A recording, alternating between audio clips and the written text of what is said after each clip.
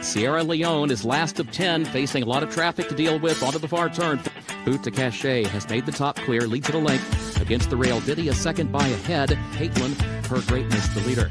Caitlin, Her Greatness, leads at a length and a half as they go to the far turn, oversubscribed. His second and a half length. She feels pretty, third to the inside, pounces a wide fourth to the turn.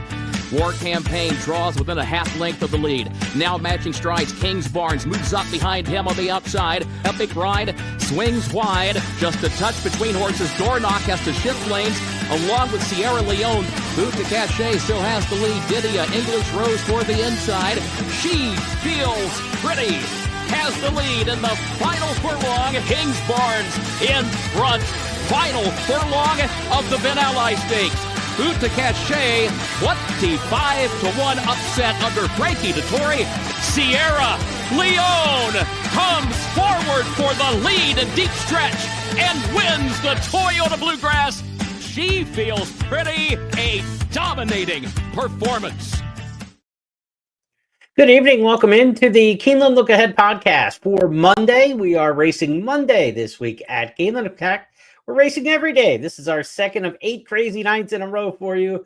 We'll have a whole week of racing to come, and opening day now in the books. We'll talk about the Sunday action, what happened on the track, what we might be able to glean from it. We'll update you on the weather and track situation a bit here on the podcast, and preview the 10 big races coming up on the Monday card that include the Ashland Stakes, first grade 1 of the meet, and Kentucky Oaks hopefuls going in the Ashland. We've got a trio of feature races coming up on the Monday card. Before we get to anything, we want to let you know we also have a Pick 6 carryover to talk about for the Monday program. Nobody hit the Pick 6 today, despite the biggest winner in the Pick 6, a $17 horse in the finale. Hopefully you tailed us on that one and picked up the victory there. Had a nice score at the end of the day. $39,291.78 in the $1 Pick 6 carryover. That will be on races 5 through 10 here on the Ashland Stakes card coming up on Monday. We'll review all 10 races, talk a little Pick 6 strategy, try to handicap for multiple surfaces because the weather still remains a story at Keeneland. The rain is supposed to subside overnight, maybe finishing up around 2 a.m. in Lexington and be dry tomorrow. That's great news. However, how will the track react to all the rain that we've had? Right now, it was sealed on opening day. We didn't run it all on the turf. Will we be able to get on the grass tomorrow? Maybe. We have 2 turf stakes races, so we'd love to get on the grass. We'll find out tomorrow morning about that. As for the main track, if it's sealed again, we can kind of figure out how a sealed sloppy track will play. But if things dry out a little bit more throughout the day and they decide to harrow the track and open it up, now we get a racetrack that's very deep and tiring and is far different than a sloppy sealed track. So really, track maintenance, a big deal tomorrow. You'll want to follow it. Today at Keeneland, 11:30 a.m. Eastern with Scott and Gabby. They'll give you all the reports on track from Keeneland and what the track maintenance situation is. I'll try to keep you up to date, too, with what I find out on Twitter at HorsePlayer Now. And, of course, you can sign up for my Substack, and I'll be sending out updated information in the morning through that Substack as well. We'll give you the information for that here in just a little bit. But the 88th running of the Ashland Stakes, the big story for the Monday card. Co-features on the program include the Lafayette on the main track for 3-year-old sprinters, and the 3-year-old turf runners go to action in the Transylvania Stakes. There'll be races 7, 8, and 9 stakes in succession on the Monday card. Now, what happened on the main track today, other than nobody hit the Pick 6? We had 3 for 10 in the handicapping circles. Not a bad day. We're about almost $8 up on the ROI for the first day, so we'll take that for a start. 2 wins for jockeys Luis Saez, Irad Ortiz, and Jose Ortiz. We said Jose Ortiz and Luis Saez will probably duke it out for the meet title. They each opened with a double. Irad had 2 as well. He may not ride quite as much throughout the whole meet, but we'll see. If Irad rides a lot, he's got a very good chance of winning the riding title too. So 3 big riders, each with a double today. 10 different trainers won the 10 races. Now, where did the horses come from? Keeneland is that 15-day melting pot in the spring, and it was once again today. 2 winners came from Gulfstream, 2 from Oaklawn, 2 from Fairgrounds, 2 from Turfway. I mean, it was spread out. We also had a first-time starter earlier in the card and a single winner coming from another venue. I believe Aqueduct was the other spot where we saw a horse come in from today. So really spread out, but as we saw on the racetrack, these top jockeys really stood out and shined today. Saez and the Ortiz brothers, again, accounting for 6 of the 10 winners on the card. As far as the stakes go, two big favorites went down in the Beaumont and the Palisades. Verify got the victory, or Verity, I should say, got the victory in the Beaumont Stakes with the minor upset in there. And then Normandy Coast with the minor upset in the Palisades Stakes. Neither one was a big price. They were, horses you could get, but they were upsetting favorites, and that helped the pick six carryover as a Wesley Ward and a Brad Cox odds-on choices went down in both of the stakes races today. All right, let's talk about day 2 of 15 coming up. We've got 10 races for you. 1 o'clock first post time coming up on the Monday card. As we mentioned, 3 stakes races in all. Here's the way the card lines up with the snapshot of the program. As we look at the snapshot, we've got 10 races lining up this way with a pick 5 starting in race number 1 on the card, the first 5 races on the program. The early pick 4 will be races 2 through 5. The turf pick 3, whether we run on the grass or not, like you saw today, the turf pick 3 goes no matter what surface we're on. Turf pick 3 races will be races 4, 6, and then in the stakes race, the 8th. 4, 6, and 8 are the stakes races on this card coming up on Monday. And so those will be the turf pick 3 races.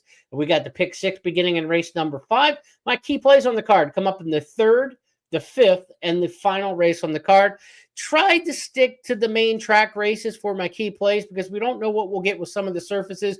If the undercard races come off, if the turf stakes stays on the grass. So we'll kind of wing it for now tonight, talk about some multiple scenarios as we go through the program. And then again, be sure to sign up for my Substack, and you can get updated information sent tomorrow morning. So be sure to check that out, jeremyplonk.substack.com. It's free to sign up. And I think today it was right after changes around 11:30. We were able to update, give you the updated picks. We had a pick 4 ticket that we threw on the Substack today for you as well. We'll give you some updated information each and every day. Be sure to sign up for that. Okay, let's get handicapping here on the card for Monday. We're starting things out in the 2-year-old ranks in race number 1. Same the way we did here on opening day. I tell you, we had an upset winner in my estimation, was well back on the tote, but on opening day, the horse who won the stakes or the 2-year-old Baby Dash today, grabbing the other past performances in here. Lenny Lou, the 5 in race number 1, kind of bucked a lot of the trends, okay? Wesley Ward wins and does very well with these 2-year-old races. We don't see Patrick Biancone bring him up from Florida very often, if at all. And this horse came from Palm Meadows. Almost all the horses have workouts who have success here. I believe it's 71 out of 84 now, first-time starters in these 2-year-old baby races have had a local workout before. This horse, Lenny Lou, who came up and won today, did not have the local work. That kind of bucked what we expect to see in these 2-year-old races. But as we go back to the trends for race number 1, Wesley Ward, horses with good works over the racetrack, good pedigrees. Those are the kind of things you're looking for, and we've got some to talk about here in the opening race. So let's go to our picks here. And the Keeneland Handicappers box, you can get all these selections at Keeneland.com in the Handicappers Consensus, so check that page out. Has an easy print feature as well. If you like to print things out, take it with you. But here are the way our picks line up across race number 1. I've got the 8 in here, Pinky Finger, also picked on top by Tom and Kim. Pinky Finger is Wesley Ward teaming up with Joel Rosario here. This is a son of Army Mule, or daughter of Army Mule, I should say. Filly against the boys, but that's not a big deal for Wesley Ward to do that in these races. Pinky Finger's sire, Army Mule, had 12 starters at Keeneland so far. 5 winners, a second and a third. So bred to love it here at Keeneland, has a bullet workout over the track. It's Wesley Ward teaming with Joel Rosario. A lot to like about the 8 Pinky Finger. The 12 Flaming Star, one to keep an eye on perhaps. Last year, Flame Away, the sire, had a winner over the racetrack in Dream Away. I think this is one with an outside draw who might be able to do a little something to go underneath the Ward favorite in here, Pinky Finger. I've got an 8, 12, and 9. Barstool, the 9, goes for trainer Ben Colebrook. He's only won one of these Baby Dash races, came back in 2016, but Barstool with a big workout for this bullet work at Keeneland from the gate March 26th. So I've got him 8, 12, 9, and the 10 Red Speedo, my 4th choice in here for John Hancock. But I think you stick with the 8 on top in here. Wesley Ward got beat. His horses did not run well in the first 2-year-old race of the year, but he's going to have to go a lot colder than that for me to drop off ring finger or pinky finger the horse to put the ring around here in race number 1. Gabby's got number 3 Monster on top, first-time starter for Jose D'Angelo. This one coming up from Paul Meadows by Leinster, and Leinster was the sire of the 2-year-old winner today, so maybe there's something to that. I believe first crop sires, so first starter over the track for the sire Leinster was a horse coming up from Florida. Maybe lightning strikes twice. Different barn. This is Jose D'Angelo. Higher percentage outfit than Patrick Biancone. So the 3 Monster might be worth a look after what we saw in today's first race. So keep that in mind as we handicap ahead towards the Monday opener. Okay, we go to race number 2 next up, and we're scheduled for the turf. Will we be on the grass tomorrow? It's probably a long shot. Maybe we can get the Transylvania Stakes on the turf, but I would suspect with some good turf racing to come in the next several days, that they're not going to want to overuse the turf course after so much rain. I would be surprised if we're on the grass tomorrow, but that's not my decision to make. I'll know when you know, when the track announces it. So we'll handicap for turf and dirt for the races on the grass for Monday. On the turf in race number 2, I thought the 4 Ready for Cheryl's a classy filly. She's out of the Breeders' Cup Filly Mare Turf winner, Perfect Cheryl. We've seen her here at Keeneland in the past. She debuted a winner here during the spring meet last year. She's got a ton of class. She's third start off the layoff. Didn't run well in the Honey Fox last time, but it's a drop in class in here. On the turf, give me the 4 Ready for Cheryl. Look, this is a race where I'd love to have a horse with a great soft turf form or a foreign pedigree if we're going to be on the grass, because it's going to be very, very soft. There is no foreign experience and pedigrees really lining up in this particular spot. Ready for Cheryl, you know, I don't know how she'll handle the soft turf, but there's nobody in this field who just jumps out in terms of soft turf form. So on the grass, I've got it 4-6-1. That's the way I've got my picks lined up for race number 2. If it's on the grass, certainly got to respect Spaladay in here. She won the Sands Point last year. She's a 4-year-old taking on Eldridge for the first time, at least with Perfect for Cheryl. We've seen her against 4-year-olds successfully win an allowance company down at Gulfstream Park in January. So I like the 4 over the 6 in this particular spot. Now, if we go to the main track, the clear top choice in here is number 8, Pinyor. Pinyor for Rudy Brisset. It's blinkers on. This horse ran at Keeneland at a 1.125 allowance race during the fall meet, wire to wire. The horse came here in October of 2023 in allowance company, ran a good third. There's main track form. There's going to be some speed, obviously, and against a bunch of turf horses who probably won't like the footing too much. I think it's the 8 Pinyor on the dirt. The 2 Amber Cascade maybe entered in this race thinking that it would never be on the turf. Really doesn't have much reason to be on it if it was a turf race. So 8 and 2 should be the 2 standouts in here in race number 2 if we go to the dirt as expected. So I've got it 8-2 on the dirt, 4-6 if we are on the turf in race number 2. Let's move ahead now on the program. Shift gears to race number 3. First level allowance runner sprinting 6.5 furlongs in this one. Number 5, Beauty Reigns, is going to be a horse I'm going to take a shot at here as one of my key plays. 12-1 in the morning line. So we got a chance here maybe to pop a bit of a price in this allowance sprint. Favorites are underperforming in these races historically. In dirt allowance sprints in the spring meet, we've got 11 out of 40 favorites have won. So just barely 25% winning favorites in these allowance sprints on the dirt in the spring meets. Average winner almost 8-1. So you can price shop a little bit in these kind of races. And that's why one of my key plays here is going to be number 5, Beauty Reigns. And if we look across the way, everybody's on Velvet Vortex in here. And I've got no knock on Velvet Vortex. Brad Cox trainee, outstanding debut winner, 109 and change at Fairgrounds. The runner-up put a big distance between them and the rest of the field. So don't look at the narrow margin and say it was all out to win. They were far clear of everybody else in that 9-horse field. Velvet Vortex going to be tough in here, obviously.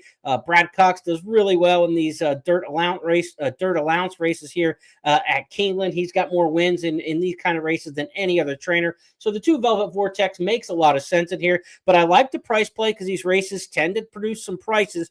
And the handicapping angle with number 5, Beauty Reigns, it's Jose Ortiz. You know what I think he's going to do at this particular meet. This is a horse laying off, turning back in distance, and running bullets in the morning in the workout. So layoff, turn back, bullets, LTB. It's one of my favorite handicapping angles to look for, whether we're playing Keeneland or any track America. Bill Mott could have this one ready to go. Why do I like it? A layoff horse is usually a little more fresh and a little more forward and into a race.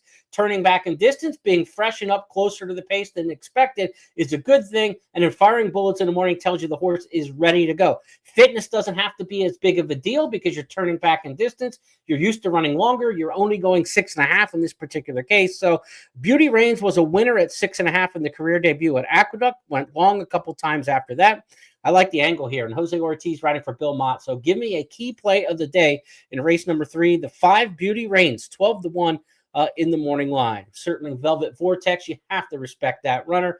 And I'm not saying toss Velvet Vortex for any reason other than I like Beauty Reigns better at the price and I like the handicap angle. So if you're playing multi-race wagers, can you lock down on this one and beat Velvet Vortex? You're going to have a little bit of conviction. If you believe in this horse as much as I do, then maybe you toss the big favorite in here and you're looking at the early pick 5 and pick 4 where the price could blow up. Even if you get a Wesley Ward cheap priced winner in the opening race, if you beat Velvet Vortex here in race number 3, you could be opening yourself up to a nice price in the early pick 5.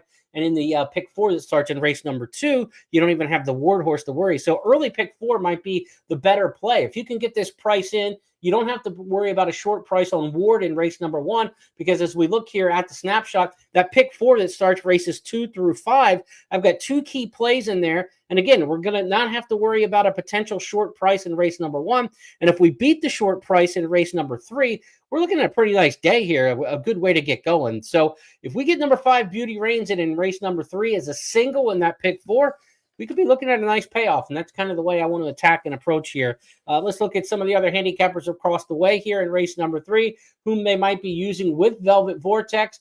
Beauty Reigns gets a call from Scott, but that's it. So I think the 12-1 morning line might hold fairly decent there in race number 3. Let's see if we can't get that one in. Some win action. We definitely want an exacta. If they run 2-5 in here, you absolutely want to get something out of it. But if you're looking at a pick 4 and you're looking to get outside the public, as they say, the way to do it would be to beat Velvet Vortex and confidently go with the 5. But if you want to be a little more defensive, 5-2, go too deep in that particular spot in race number 3. Now, 4th race on the card. You can look at my selections here as we keep it on this page for the picks at the Handicappers Consensus box. I'm holding also eligibles in this race at Aaliyah, the 16. Also the 13 in here, Hideaway. So I'm really kind of waiting for scratches and changes, obviously, for what we're going to do in race number 14. In fact, I like the 16 and the 13 in this race if it's on the dirt as well. I think they're the top 2 horses in this race regardless of surface. So at Aaliyah, the 16, the 13, Hideaway. Race number 4, I can't help you with a whole lot until we see the scratches and changes, to be honest with you. This is a 1 1/8 maiden special weight race. I'll let you know a little bit about these kind of races that we've seen over the years. You're not looking for first-time starters in these spots, but there are none in this particular race.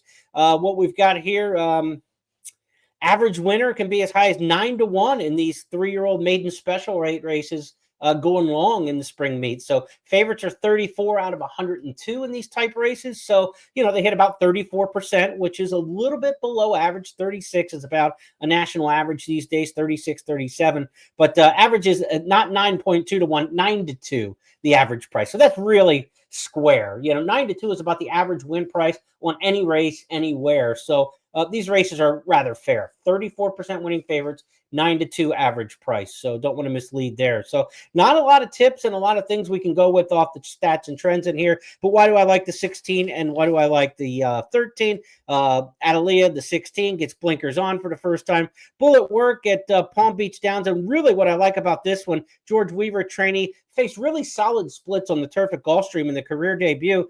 23-3, 47-3, 111 to the 6 furlongs. They went pretty well for on the turf. That wasn't like one of those plodding races, and finished up fairly even in that spot. That wasn't easy to do for the first career start, to finish even chasing those kind of splits.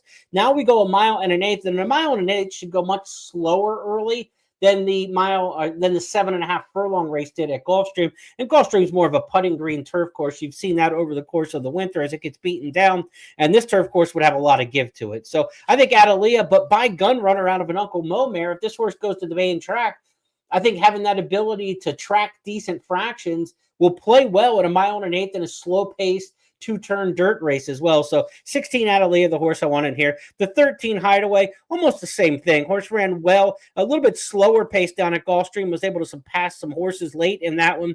Pletcher trains this one. This is a horse who, for Rapoli Stable, Hideaway's got some class about him. He's a Curlin, $275,000 purchase. The Curlins run well on the dirt here at Keeneland. Once upon a time, had a great percentage. They've been cooled off a little bit in the last few meets, but as Curlin gets a little bit older, maybe not quite as strong with some of the offspring here locally. But we know over the years there have been a lot of good Curlins win here, especially in a 1 1/8. So don't be surprised the 13 Hideaway is a major factor in here. 16, 13, 11 is the way I have it on either surface. So let's see who's left after the scratches and changes. As for the other handicappers here in race number 4, we'll look across.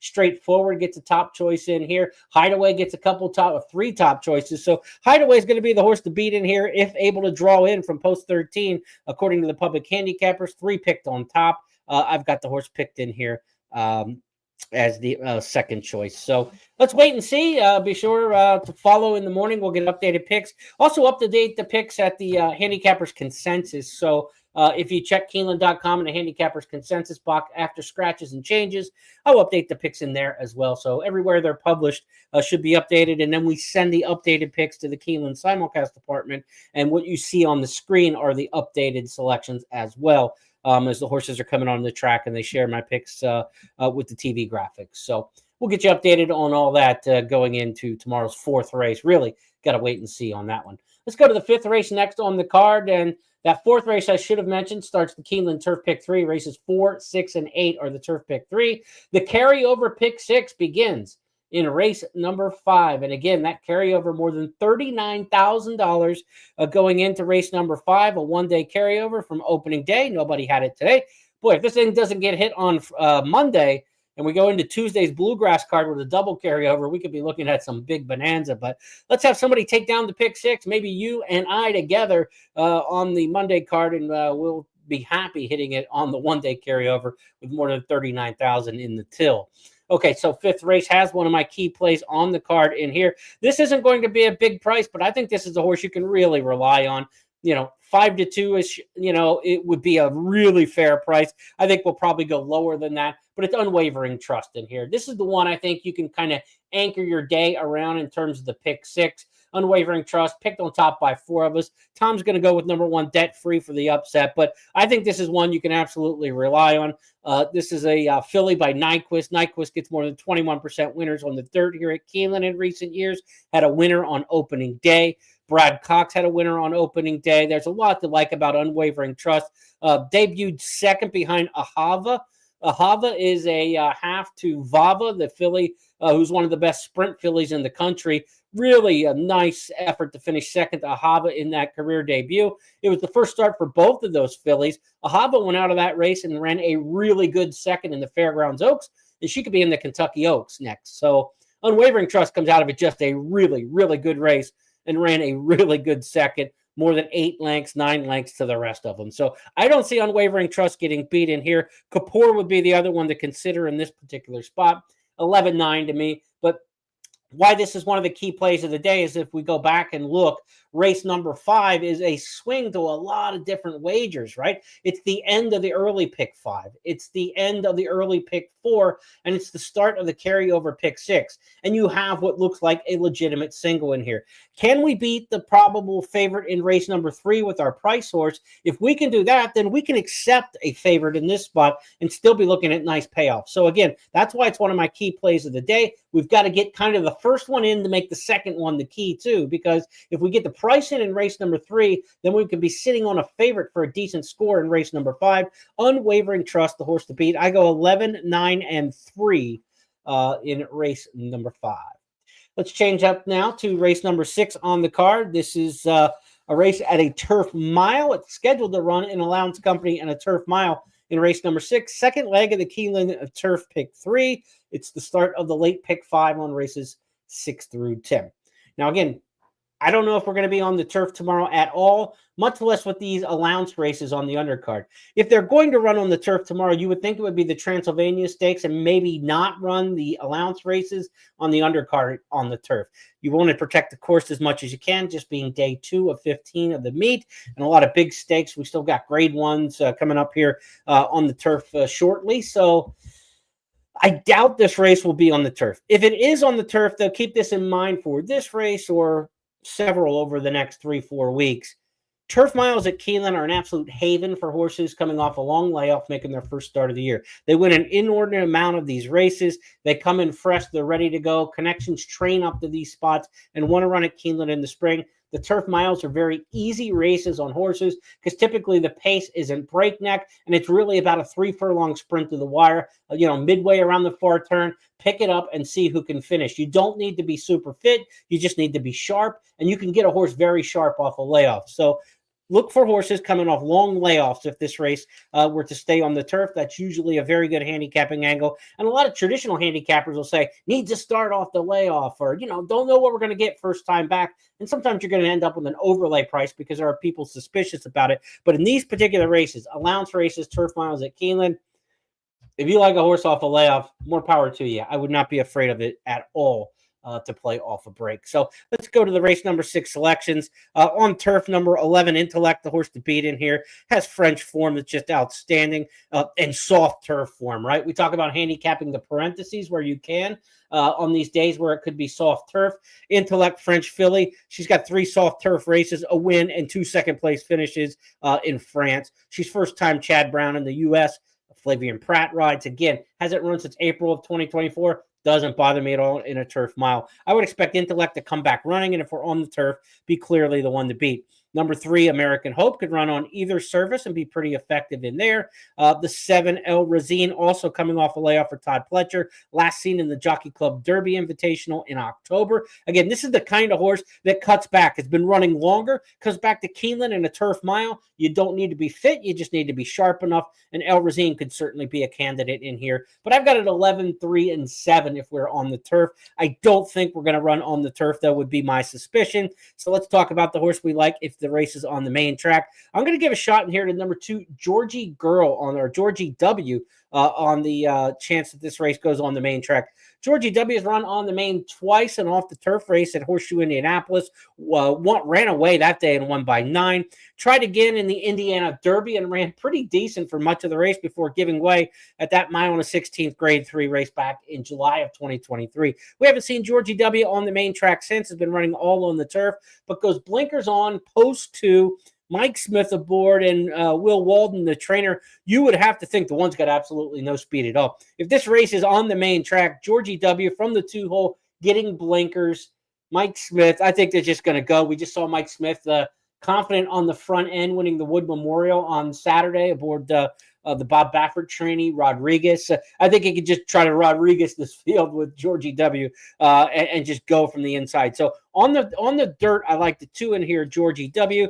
This is Oscar. The 8 is one you definitely have to consider. Looks like a horse who was just entered, really, if this was going to be on the main track. And remember, too, if this goes a mile on the main track, they're going to finish at the 16th pole finish line. Very short run into the first turn, short run to the wire.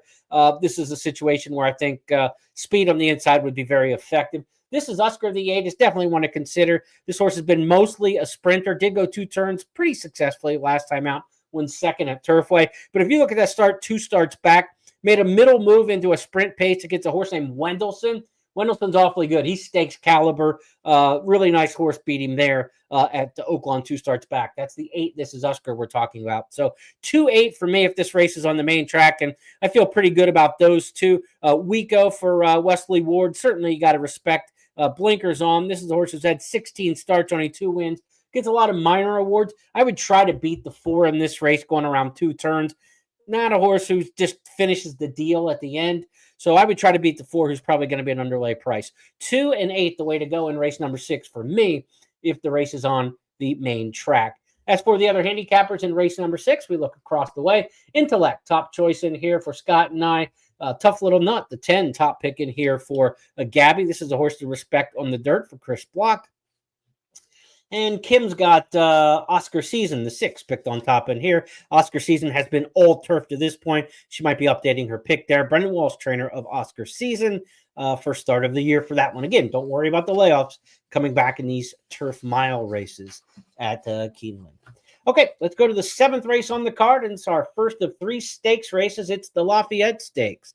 Lafayette has been run 3 times in the spring since returning to the stakes schedule in 22, 23, 24. The half-mile leaders won all 3 of these races.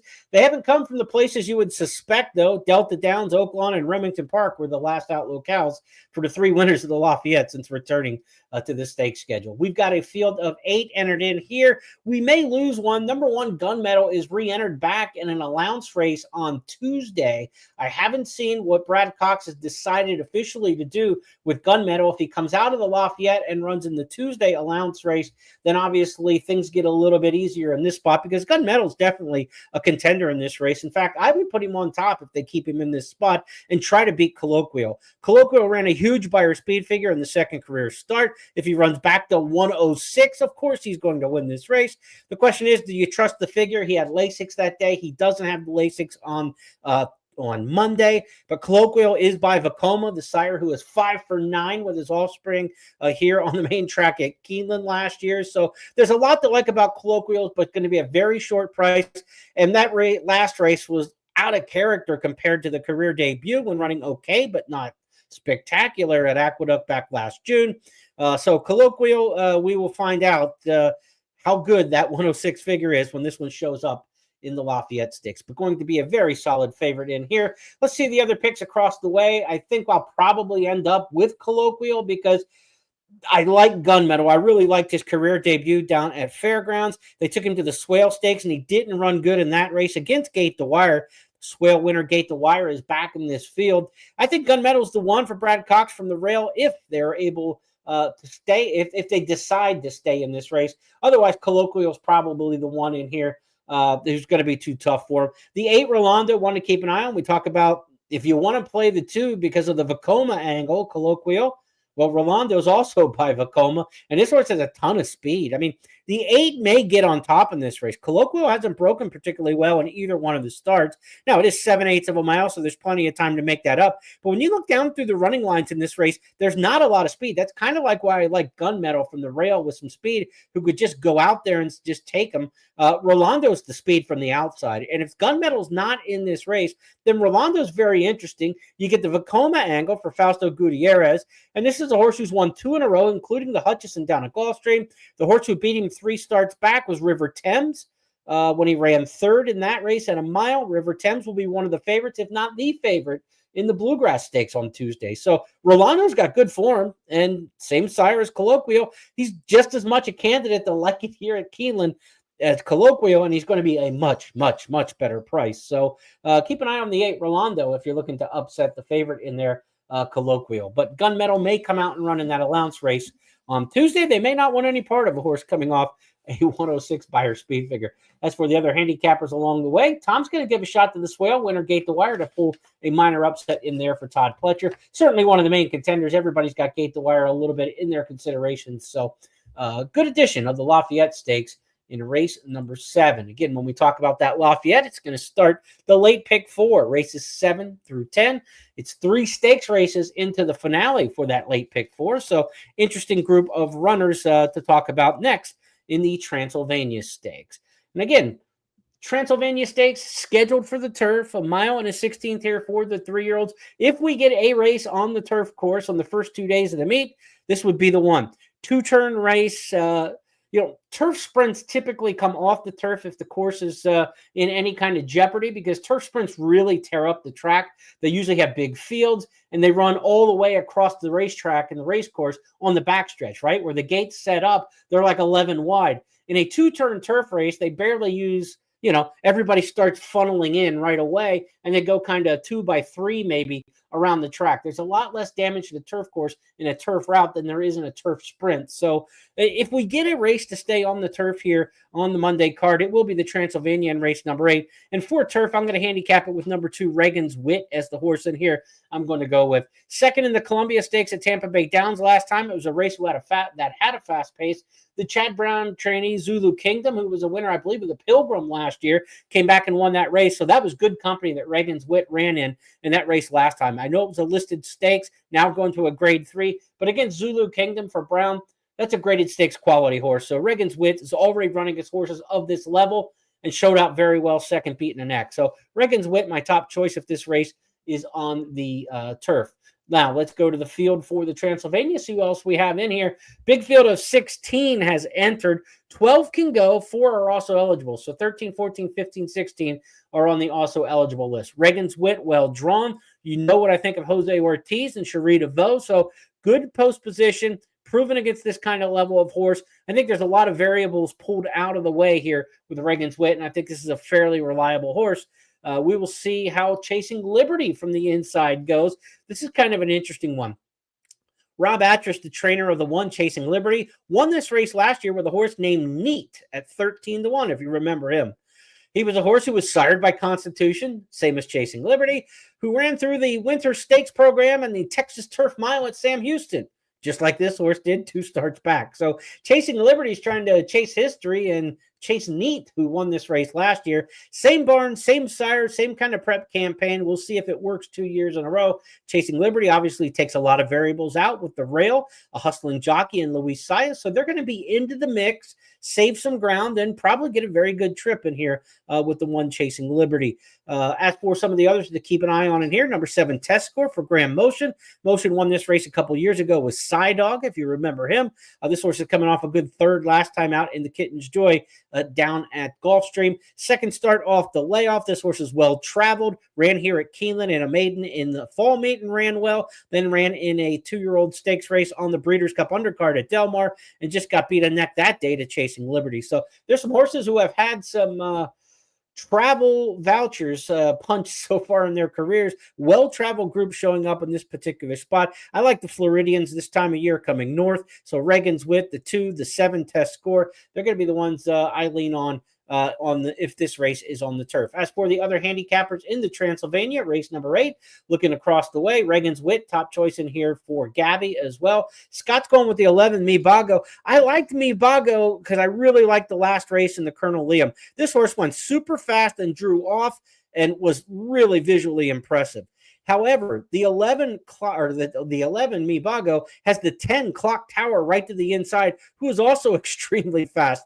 I don't know how fast they're going to go, but this looks like it's going to have a very hot pace. And to the outside of the gate with the 10 and the 11, that's going to be a big challenge for Clock Tower and Mibago to show that kind of speed from the outside of the starting gate and then live to tell about it at the end, because this could be a very demanding turf course where speed is going to have to really work for it through the entire process. So while I like the 11's last win a lot, I think this is a tough situation to come back in. If the 10 Clock Tower were to scratch, maybe you certainly move the 11 Mibago up because the pace will get a little bit easier for sure. The 3 Golden Afternoon also has a little bit of speed in here. Now, as for the dirt, we'll go back to the field here for the Transylvania. On the dirt, the way I see it, number 3, Golden Afternoon, I think could be effective on the dirt. This is a horse who ran 4th in the Lecomte Stakes on the Triple Crown Trail over a sloppy track. A pretty good effort in that. Came back and ran a good 2nd in the Black Gold, holding the form by Golden Scent, a versatile sire. Nick Vacareza, the trainer, gives the mount to Joel Rosario. There's not a lot of dirt-type form in here. These are pretty much horses who have had their hay on the turf, as you might expect in the Grade 3 Transylvania. So the 3 Golden Afternoon would be the horse that I want in terms of a dirt play. Also in here, the 16 Valentinian, who won the career debut at Tampa Bay Downs on the dirt. This would certainly be a horse to consider. He's a $1.5 million into mischief out of Rachel's Valentina.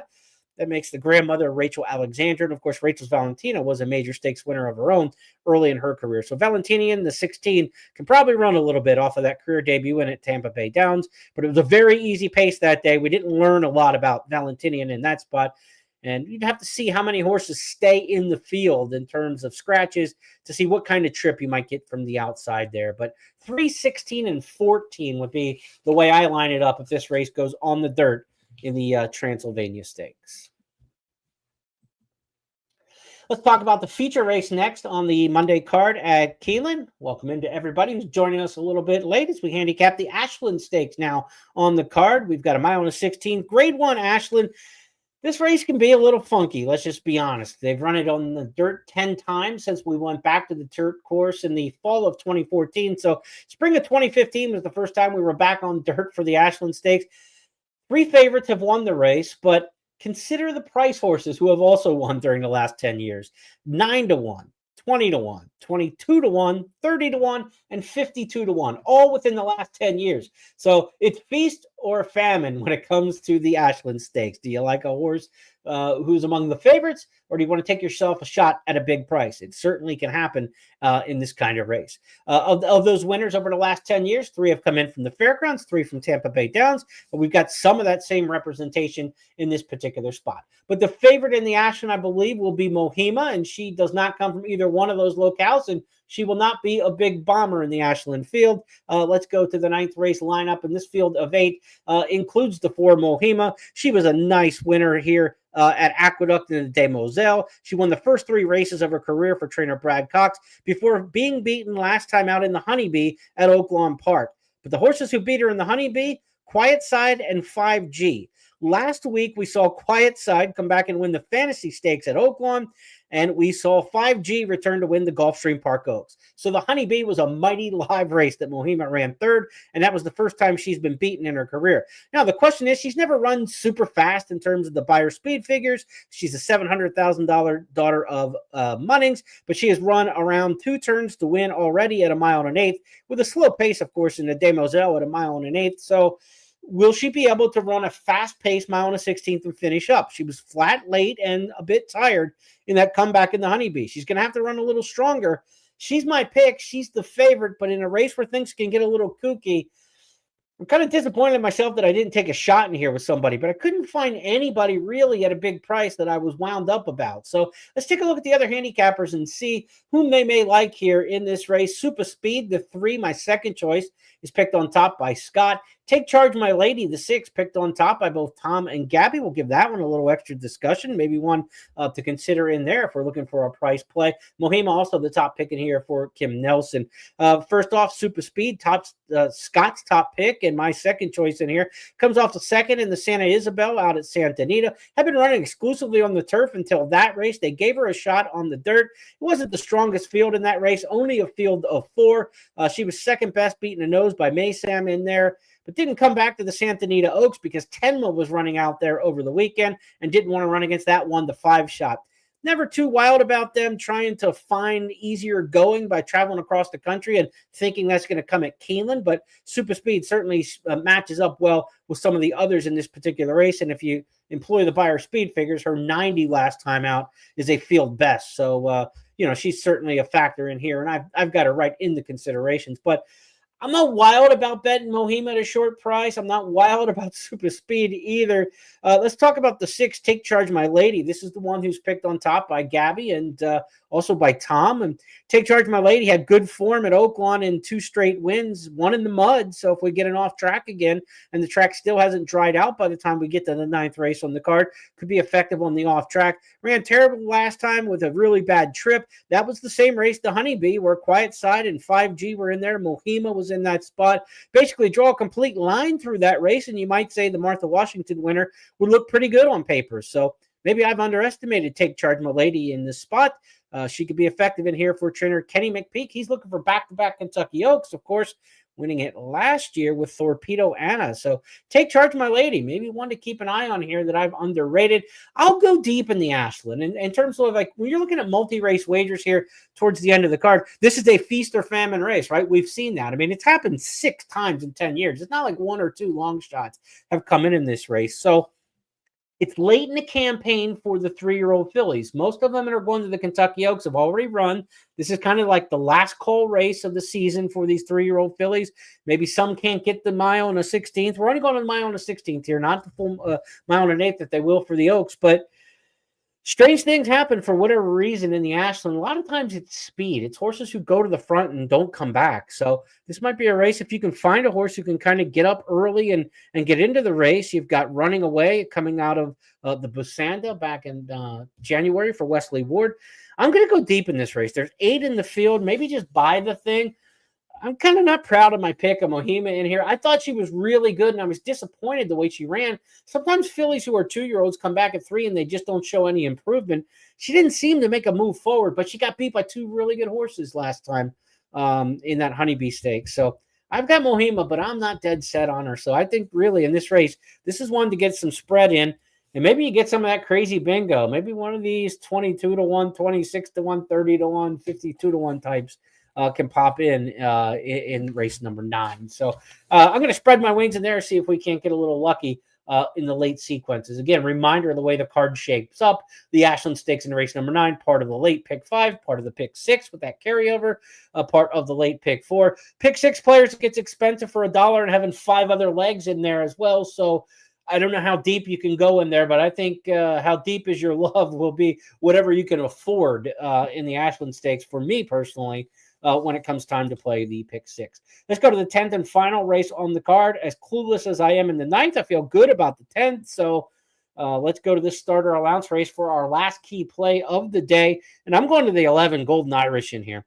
This is a 6 furlong sprinter who's going 7/8 of a mile. A bunch of horses in here don't seem to have much early foot at all. You've got some horses turning back in distance. This is a pure sprinter. I think just speed pops the field here. Coming off a second place finish at the fairgrounds in a decent time, 10-1 by Golden Sense. Golden Sense we got earlier on the card too. Maybe we'll get a couple winners for that sire. Outside post draw, really good, going 7 furlongs. Long run to the only turn. Give me the 11. Golden Irish is my key play of the day. Wrapping up the card. In fact, I will be singling in here in the nightcap with that top play. The 16 Sherbini one, you absolutely have to respect. If the 16 draws into the field, you're going to want to use this horse. A lot of class here, and she hasn't run since December, but this was a real winnable spot for her on the comeback in Starter Allowance Company, as well as she ran in some stakes races last year. So if the 16 is able to draw into the field, you'll want to go too deep in here. Otherwise, I'm going to be singling with the 11 Golden Irish, and Scott's also got that one on top.